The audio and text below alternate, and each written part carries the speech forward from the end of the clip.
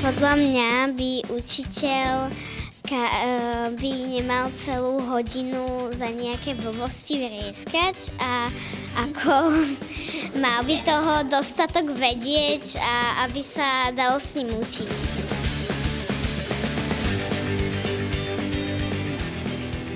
Taká dobrá, spravodlivá.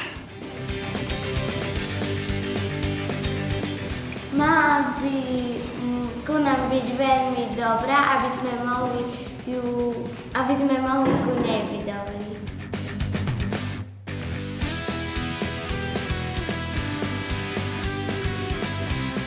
Ja by som si ju predstavovala tak, aby na nás nekričala a aby niekedy rešpektovala aj naše požiadavky.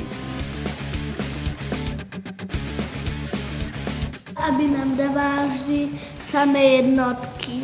Aby nás pani učiteľka naučila všetko o motívoch. Aby bola dobrá aj zlá, keď sme zlí, tak aby sme sa mali polepšiť. Aby pani učiteľka nás naučila pekne písať. Ja by som chcel, aby pani učiteľka mňa naučila násobilku. Ja by som chcela, aby nás pani učiteľka naučila spievať. A kto z vás by chcel mať pána učiteľa? Aby nás učil angličtinu.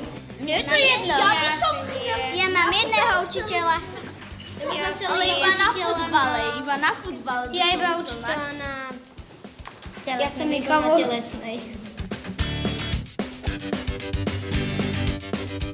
Áno. Že my sa na prírodovede niekedy nám pani učiteľka s nami ide do knižnice a tam si pozrieme film o Bol raz jeden život.